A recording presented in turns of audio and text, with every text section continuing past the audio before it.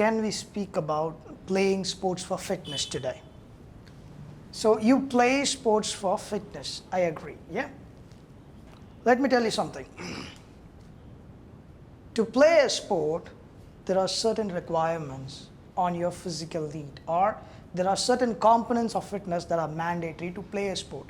If you play a sport for fitness, what happens without those components being trained or fulfilled, you tend to go for injury rather than getting the results out of it.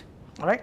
I understand sports is also a physical activity, but when you tend to play, you do not control the intensity of it because the opponent may be a semi-professional as well. All right. We tend to compete with everybody. So what happens is you tend to push your limits to the max. So what happens is your muscle or your body is not capable of doing that intensity or going to that intensity. So the muscle goes for a collapse. The muscle will go for a strain specifically. So how do we put it? There are certain components that you will have to be assessed before getting into an exercise activity. There are two different traits that a person has to follow. One is going to be your health related and then the skill related traits. All right.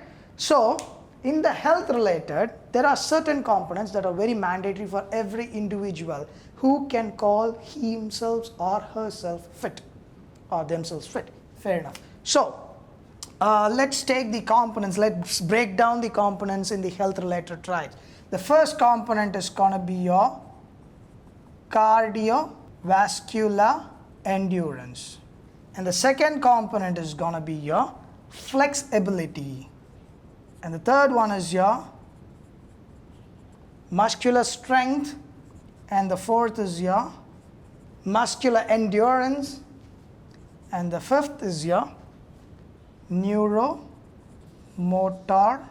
exercise. And the final is your body composition. So if you fulfill all the six, so this tells you about your fat and the muscle percentages of your body. All right. So if you fulfill all the five, you are healthy, you are fit. Not a person with a six-pack or a big huge biceps or a pectoral muscles. So only if you fulfill all these components, you are fit. All right. Appearances are deceptive. Looking fit is totally different from being fit. If you want to be fit, you got to fulfill all the aspects of the health related traits. The second one is going to be your skill related traits, which are more predominant for sporting population or sporting activities. The skills are power, agility, speed, reaction time, balance, coordination.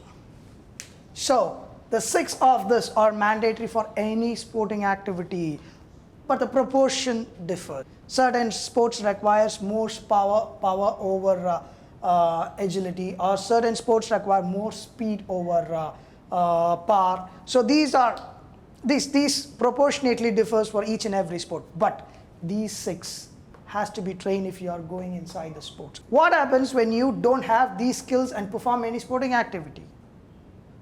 You tend to strain your muscle and you tend to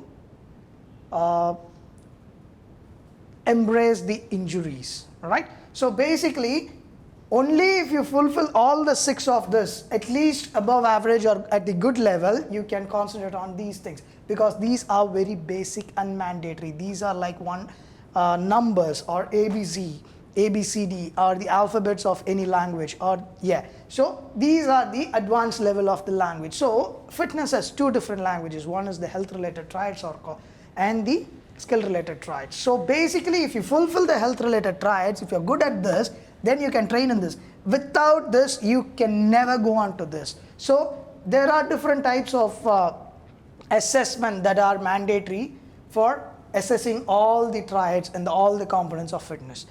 And we'll be discussing that further in the future classes. This is Dr. Vasan for Fitness Inc.